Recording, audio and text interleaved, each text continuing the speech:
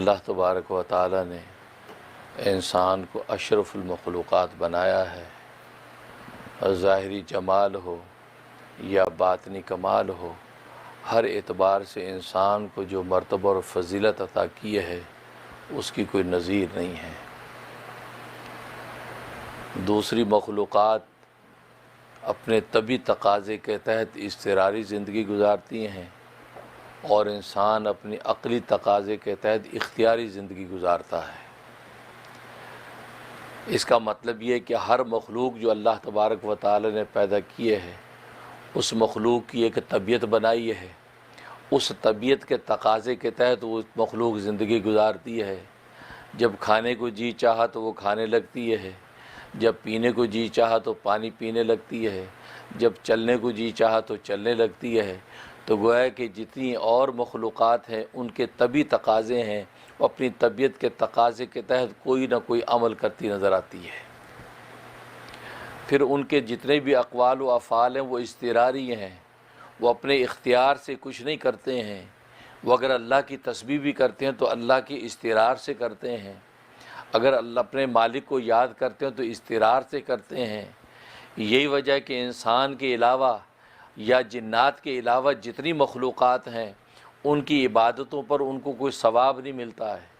وہ اگر اللہ کا ذکر بھی کرتی ہیں، اللہ کو یاد بھی کرتی ہیں، تو سب اضطراری کیفیت کے تحت ہے، یعنی زبردستی اللہ تبارک و تعالی نے ان کو اپنا مکلف بنا رکھا ہے، زبردستی وہ اپنے مالک کو یاد کرتی ہیں۔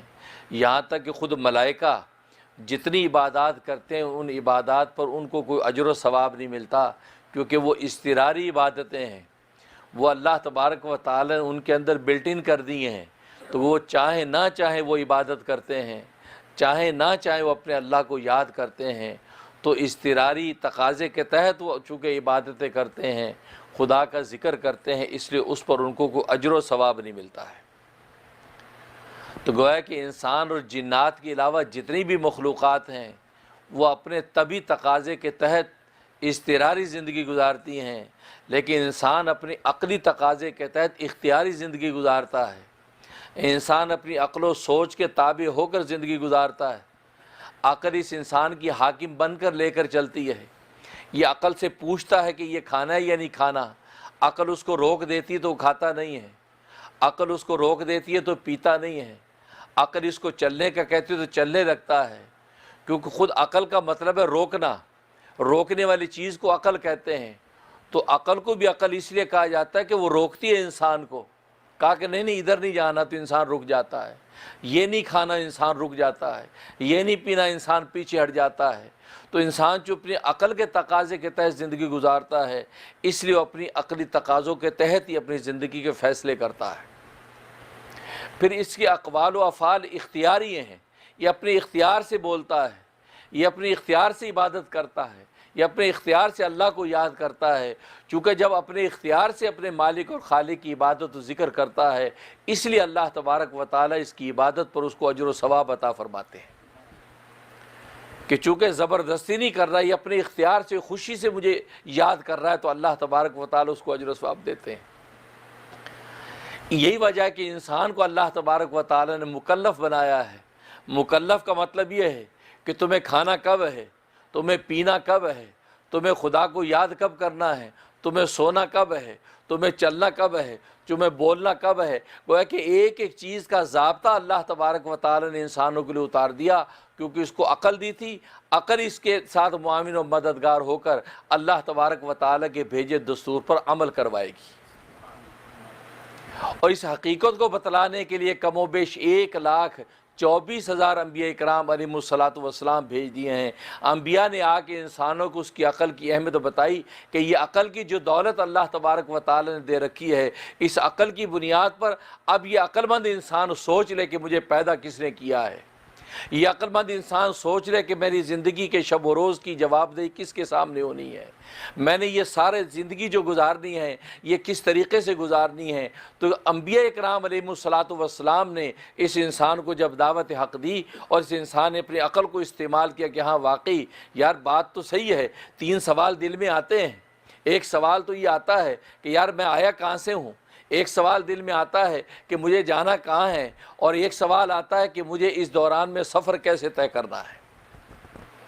تو گویا کہ انسان کی فطرت میں 3 سوال پیدا ہو گئے، جن 3 سوالوں کے جوابوں کے لیے انبیاء اکرام علیہ الصلاۃ والسلام آئے۔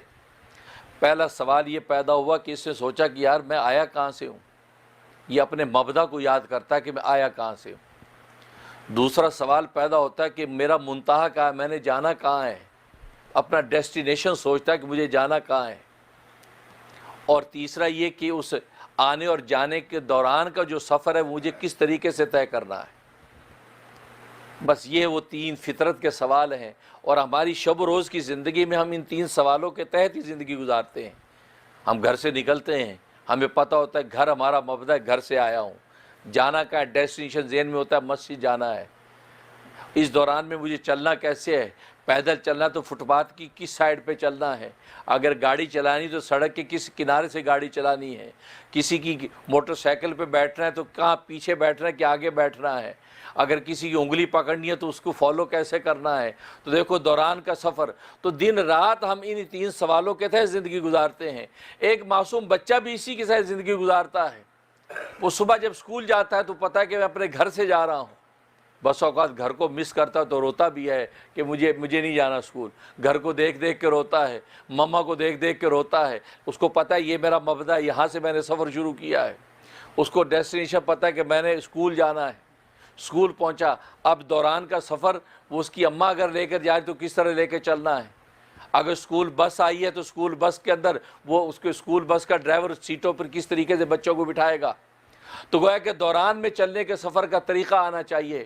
تو گویا کہ یہ 3 فطری سوال ہر وقت انسان اس کے اوپر عمل کرتا ہے، اور انہی سوالوں کو ایک وائڈ اینگل کے اندر دیکھ لیں، ایک وائڈ اینگل کے اندر دیکھیں، بھئی یہی وہ 3 سوال ہیں کہ جو انبیاء اکرام علیہ الصلاۃ والسلام نے جس کی تعلیم دے دی کہ تم یہ سوچو کہ ہمارا مبدا کیا ہے، ہم آئے کہاں سے ہیں، اور ہمارا منتہا کیا ہے، ہم نے انتہائی ڈیسٹینیشن ہمارا کیا ہے، اور اس دوران میں ہمیں سفر کیسے طے کرنا ہے۔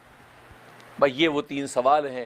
ان 3 سوالوں کے جواب کے لیے انبیاء اکرام علیہ الصلاۃ والسلام آئے، اور انہوں نے اس حقیقت کو بتلا دیا کہ تم آئے کہاں سے ہو، اپنے رب کریم کے پاس سے آئے ہو، اپنے رب کے پاس سے آئے ہو، کہ جس رب نے تمہیں عالم ارواح میں جمع ہو کر تمہیں اپنی ربوبیت کا اقرار کروا دیا تھا۔ چنانچہ حدیث میں آتا ہے، صحیح بخاری کی حدیث ہے کہ الارواح جنود مجندہ، اللہ تبارک و تعالی نے عالم ارواح میں ساری کائنات کی مخلوقات جمع کر لیں، ارواح ان کی جمع کر لیں، قیامت تک آنے والی انسانوں کی روحیں جمع کر لیں، اور جمع کرنے کے بعد اللہ نے سوال کیا الستُ بربکم، کیا میں تمہارا رب نہیں ہوں؟ تو گویا کہ ربوبیت کا سبق اللہ پڑھا رہے ہیں کہ تمہارا رب کون ہے یہ سوچو سب سے پہلے۔ اور رب اس لیے کہا کہ رب ہوتا پالنے والا، جو کھلاتا بھی ہے، پلاتا بھی ہے، سلاتا بھی ہے، نہلاتا بھی ہے، دھلاتا بھی ہے، اڑاتا بھی ہے، پہناتا بھی ہے۔ گویا کہ یہ زندگی کی جتنی نیسیسریز ہیں وہ یہ رب جو ہے وہ پرووائڈ کرتا ہے، اور انسان کی فطرت ہے کہ اس شخص سے محبت کرنے لگتا ہے جو اس کو کھانا بھی دیتا ہے، جو اس کو پانی بھی دیتا ہے، جو اس کو سلاتا بھی ہے، جو اس کا بستر بھی بناتا ہے، جو اس کو کپڑے بھی دیتا ہے۔ تو یہ ساری کی ساری پالنے کی جتنی زندگیاں ہیں، چیزیں ہیں، اس سے ان کو محبت ہو جاتی ہے۔ اس لیے بچے کو اپنے ماں سے سب سے زیادہ محبت اس لیے ہوتی ہے کہ ماں یہ ساری چیزیں پرووائڈ کرتی ہے، تو بچوں کو ماں کے ساتھ جو ایک تعلق ہو جاتا ہے وہ کسی دوسرے کے ساتھ نہیں ہوتا۔ اس لیے اللہ تبارک و تعالی نے اپنی ربوبیت کا اقرار کروایا کہ اے انسانوں، تمہارا رب کون ہے؟ میں ہوں، میں تمہیں کھلاتا ہوں، میں تمہیں پلاتا ہوں۔ اس لیے ایک حدیث میں فرمایا تم اللہ تعالیٰ کا شکر کیا کرو، اللہ تعالیٰ کا شکر کیا کرو، اس لیے کہ اللہ تبارک و تعالیٰ کا جب تم شکر کرو گے تو اللہ تبارک و تعالیٰ کا حق یہ ہے کہ وہ تمہیں کھانا دیتا ہے، تمہیں پانی دیتا ہے، تمہیں کھلاتا پلاتا ہے، لہذا اس کا حق یہ ہے کہ تم اس کا سب سے زیادہ شکر کیا کرو۔ تو دیکھو کھلانا پلانا جو ہے یہ ایک ایسی بڑی نعمت ہے کہ یہ بندہ جب اس چیز کو سوچتا ہے کہ میرے رب نے دیا ہے تو اپنے رب کی طرف وہ متوجہ ہوتا ہے۔ تو اللہ تبارک و تعالیٰ نے سب سے پہلے اپنی ربوبیت کا اقرار کروایا، الستُ بربکم، کیا میں تمہارا رب نہیں ہوں؟ حدیث میں آتا ہے کہ تمام ارواح خاموش ایک دوسرے کو دیکھ رہی ہیں، ابھی تو ان کو پیدا کیا ہے، ابھی وہ ساری ارواح جمع ہوئی ہیں، اب ان کو کیا خبر کہ کیا جواب دینا ہے، تو ایک دوسرے کا منہ تک رہی ہیں۔ تو سب سے پہلے جواب کس نے دیا؟ سرکار دو عالم صلی اللہ علیہ وسلم کی روح اقدس نے جواب دیا۔ روح محمدی صلی اللہ علیہ وسلم نے سب سے پہلے جواب دیا، بلا، بلا شبہ آپ ہمارے رب ہیں۔ جب یہ بلا کا جواب سنا تو باقی انبیاء کرام علیہ الصلوۃ والسلام کی جو پاکیزہ ارواح تھی، انہوں نے جب جواب سنا تو انہوں نے بھی اس کو فالو کیا، انہوں نے بھی کہا بلا بلا، بلا شبہ آپ ہی ہمارے رب ہیں، بلا شبہ آپ ہی ہمارے رب ہیں۔ پھر عام انسانوں کے ارواح نے جب سنا، انہوں نے بھی جواب دیا بلا بلا۔ حدیث میں آتا ہے کہ پورے عالم ارواح کے اندر ایک شور مچ گیا، ساری کی ساری ارواح یہ نعرہ لگا رہی ہیں، بلا بلا، بلا شبہ آپ ہمارے رب ہیں۔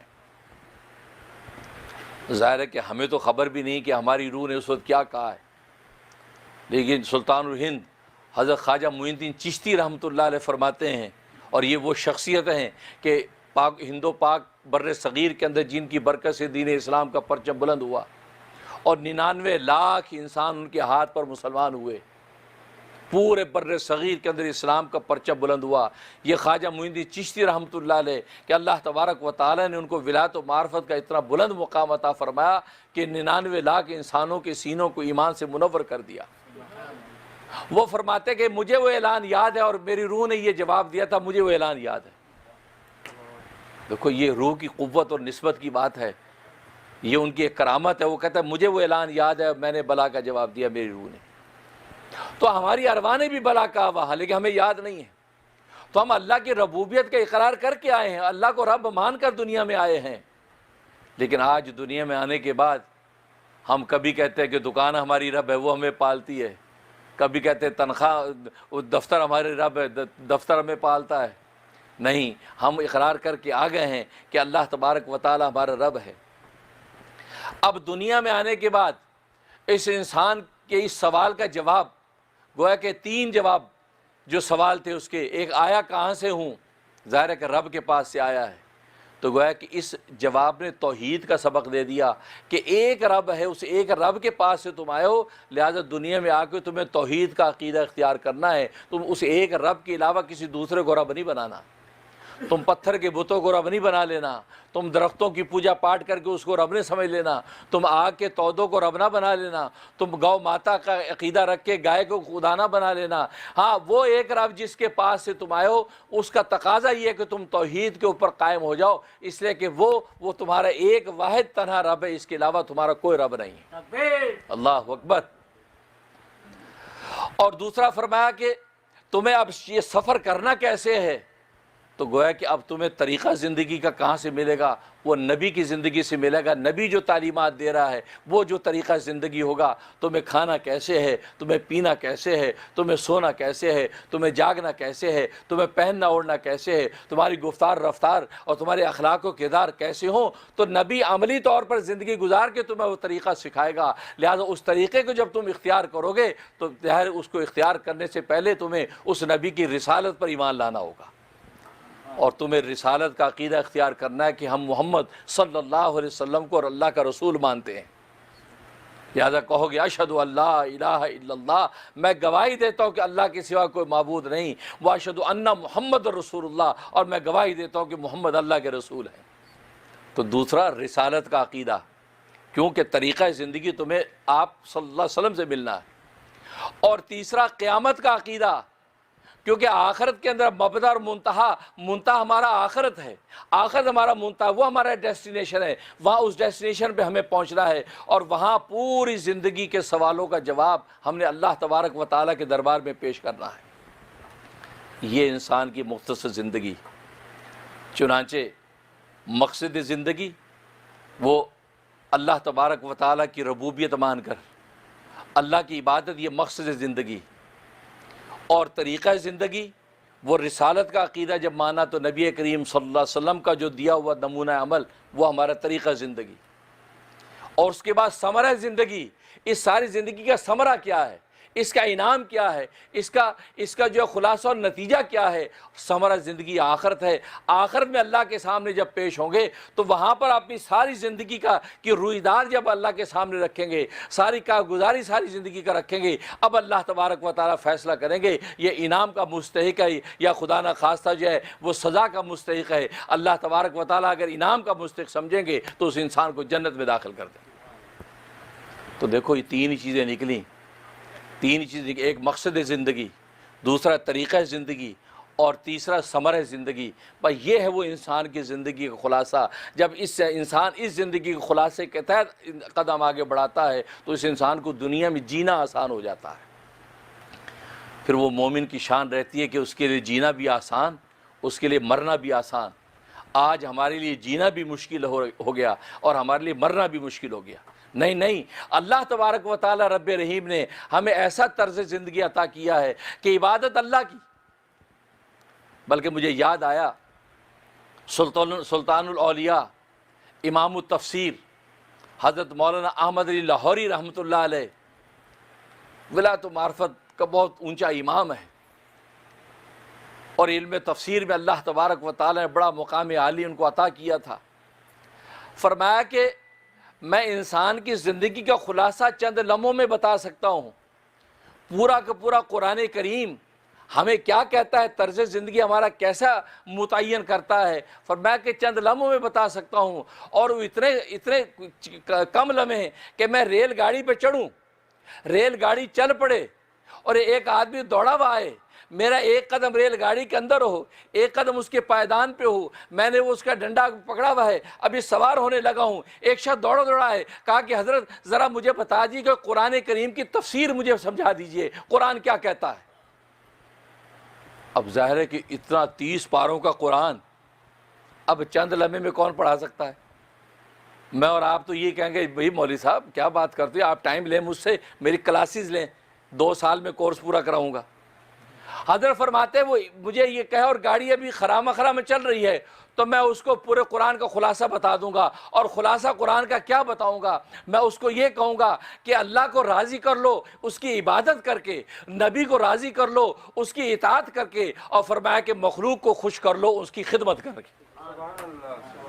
بس یہ کہتے پوری زندگی کو خلاصہ ہے، اللہ کی عبادت کرو، رسول کی اطاعت کرو، اور اللہ کی مخلوق کی خدمت کرو۔ فرمایا بھائی یہ 3 خلاصہ پورے کے پورے قرآن کریم کی تفسیر کا خلاصہ یہ ہے، جسے خدا کی عبادت کر لی، جسے نبی کے طرز زندگی پہ زندگی گزار لی، جسے اپنے جیسے انسانوں کی خدمت کر لی، فرمایا کہ دنیا کے اندر اس کے لیے جنت کا فیصلہ ہو گیا۔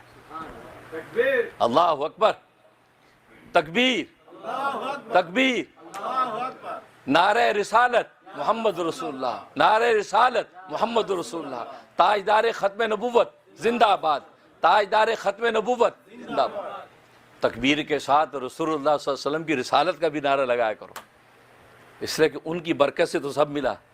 ہم نے خدا کو تو رسول سے کے ذریعے سے پہچانا، ہم خدا کو کہاں پہچانتے تھے؟ یہ تو رسول اللہ نے ہمیں تعارف کروایا کہ تمہارا خدا ہے کیسا، تمہارا خدا ہے کیسا کریم، جسے زندگی تمہارے لیے کیسی آسان فرما دی۔ تو عبادت، اللہ کی عبادت کرنی ہے، رسول اللہ صلی اللہ علیہ وسلم کی زندگی کے طریقوں کی اتباع کرنی ہے۔ حالانکہ کھانا تو ہم نے ہے ہی، نبی کے طریقے پہ کھا لو، کھانے سے نہیں روکا، کھانے کا طریقہ سنت کے مطابق کر لو، پینے سے نہیں روکا، پینا نبی کے طریقے کے مطابق پی لو، پہننے اوڑھنے سے نہیں روکا، نبی کے طریقے کے مطابق پہن لو۔ دیکھو کتنی آسان زندگی ہے، تو انسان جو ہے وہ طریقہ زندگی نبی سے سیکھ رہا ہے، اور آخرت میں ثمرہ زندگی آخرت میں اللہ تبارک و تعالی انعامات دیں گے، اور پھر اپنے جیسی جو مخلوق ہے اس مخلوق کی خدمت کر لو۔ فرمایا کہ یہ جو چیز ہے عبادت ہے، اطاعت ہے اور خدمت ہے، یہ پورے کے پورے قرآن کریم کا خلاصہ اور نچوڑ ہے۔ تو دیکھو یہ تین سوال فطرت کے اندر اٹھے تھے کہ آیا کہاں سے ہوں، جانا کہاں ہے، درمیان کا سفر کیسے طے کرنا ہے۔ اور عجیب بات یہ کہ قبر میں انسان جائے گا تو وہاں پر بھی 3 ہی سوال کیے جائیں گے، قبر میں بھی 3 ہی سوال کیے جائیں گے۔ پہلا سوال کیا جائے گا ربوبیت کا، کیونکہ پہلے ربوبیت کا سبق پڑھا کے بھیجا تھا، اور لے کے سوال کیا تھا الست بربکم، کیا میں تمہارا رب نہیں ہوں؟ تو گویا کہ اس سوال کے اندر بھی اشارہ تھا کہ تھوڑا سا اگر دماغ پہ زور دو تو سمجھ جاؤ گے بلا آپ ہمارے رب ہیں۔ لیکن قبر کے اندر سوال کا انداز بدل دیا، کیونکہ ظاہر ہے کہ سبق پڑھا کے بھیج دیا، اب سبق اسٹوڈنٹ کو یاد ہے اور پوری زندگی اس سبق کو دہراتا رہے عملی زندگی میں۔ تو قبر میں جاتے سوال کیا ہوگا؟ من ربو کا، تیرا رب کون ہے؟ اب یہ کون والا سوال پہلے سوال سے بھاری ہے، بھاری اس لیے کہ سبق آلریڈی پڑھا چکے ہیں، آلریڈی آپ کو بتا چکے کہ رب کون ہے۔ تو من ربو کا، تیرا رب کون ہے؟ اب اگر یہ مومن صادق ہوگا، اس نے ایمانی اور عملی طور پہ سبق کو یاد کر رکھا ہوگا، تو کہے گا ربی اللہ، میرا رب اللہ ہے۔ اس کے بعد جو سوال ہوگا من نبیو کا، تیرا نبی کون ہے؟ اور اگر پوری زندگی کے اندر ان کی سنتوں کے مطابق زندگی گزاری ہوگی، ہر قدم قدم پہ اس نبی کو یاد کیا ہوگا، جب کھانا لگے گا کہ اگر نبی یوں کھاتے تھے، پانی پینے لگے گا تو نبی یوں پیتے تھے، لیٹنے لگے گا نبی یوں لیٹتے تھے، تو ہر لمحہ جب خود نبی کو یاد کرتا ہوگا تو قبر میں کیوں بھولے گا؟ تو پوچھا کہ من نبیو کا، تیرا نبی کون ہے؟ تو کہا کہ نبی جی محمد رسول اللہ صلی اللہ علیہ وسلم، میرے نبی جو محمد رسول اللہ ہے۔ اور ایک روایت میں آتا ہے کہ رسول اللہ صلی اللہ علیہ وسلم کا سراپا دکھایا جائے گا، اور اس کی طرف اشارہ کر کے فرشتے پوچھیں گے کہ ما تقول فی ھذا الرجل، اس شخصیت کے بارے میں تو کیا کہتا ہے، کون ہے یہ؟ تو فرمایا کہ مومن دیکھتے پہچان جائے گا، کہا کہ یہ تو میرے نبی محمد صلی اللہ علیہ وسلم ہے، انہی کی سنتوں کے مطابق تو زندگی گزارتا رہا ہوں، طریقہ زندگی تو ان کے مطابق ہی میں نے فالو کیا ہے، میں پہچان گیا ہوں، فوراً پہچان جائے گا۔ اور لیکن منافق اور مشرک جب دیکھے تو کہے گا ہاں لا ادری، پہلے سوال پر بھی کہے گا ہاں لا ادری، مجھے پتہ نہیں، دوسرے جواب میں بھی یہ کہے گا، اور ایک روایت میں آتا ہے وہ دیکھ کے کہے گا ان کے بارے میں دنیا میں وہی کہتا رہا جو ساری دنیا کہتی رہی، جو فساق و فجار ان کے بارے میں کہتے رہے، خدا نہ خواستہ ان کے بارے میں برا بھلا جو کہتے رہے، میں بھی وہی کہتا رہا۔ اب وہاں پر پچھتائے گا، لیکن ٹو لیٹ۔ جیسے آج نبی کریم صلی اللہ علیہ وسلم کی ذات کو بھی مغربی دنیا ان کو دہشت گرد کہہ دیتی ہے، ان کو ٹیررسٹ کہہ دیتی ہے، ان کو جنگوں والا نبی کہہ دیتی ہے، نعوذ باللہ ان کو مار کاٹ والا ظالم نبی کہہ دیتی ہے، کیا کیا تہمتیں لگاتی ہے، تو یہ بدبخت کہے گا کہ میں بھی وہی کہتا رہا جو ساری دنیا کہتی تھی۔ تو اس کے بعد تیسرا سوال ہوگا ما دینو کا، تیرا دین کیا ہے؟ ظاہر ہے کہ جس دین اسلام پر عمل کرتا رہا ہوگا تو وہاں جواب دے گا دینی الاسلام، میرا دین اسلام ہے۔ تو دیکھو تین سوال اس انسان کی فطرت میں اٹھے، اور تین عقیدے اللہ نے متعین کیے، توحید کا عقیدہ، رسالت کا عقیدہ اور قیامت اور آخرت کا عقیدہ، تین عقیدے متعین کیے، اور عقائد ثلاثہ پر ہی پورا کا پورا دین بند ہے۔ اور قبر میں بھی تین ہی سوال کیے۔ اب قبر میں سے اٹھ کے جب حشر کے اندر پیش ہوگا تو حشر میں بھی بنیادی طور پر تین ہی سوال کیے جائیں گے۔ اگرچہ حدیث میں 4 کا لفظ آتا ہے، لیکن ایک سوال ایسا ہے کہ وہ 2 سوال ایک ہی سمجھیں آپ۔ اس لیے حدیث میں آتا ہے کہ اللہ کے سامنے بندہ جب پیش ہوگا، لا تزول قدم عبد یوم القیامہ، کہ بندے کے دونوں قدم اللہ کے سامنے سے ہٹیں گے نہیں جب تک کہ وہ 4 سوالوں کا جواب نہیں دے گا۔ 4 سوال۔ پہلا سوال ہوگا ان عمرہ فیما افناہ، اس کی عمر کے بارے میں سوال ہوگا، کہاں فنا کی؟ تجھے میں نے 70 سال عمر دی تھی، کہاں فنا کی ہے؟ عمر کا سوال۔ تمہیں 80 سال کی عمر دی تھی، تجھے 100 سال کی عمر دی تھی، تجھے 50 سال کی عمر دی تھی، 40 سال کی عمر دی تھی، تو عمر کے بارے میں سوال ہوگا یہ تمہیں کہاں فنا کی؟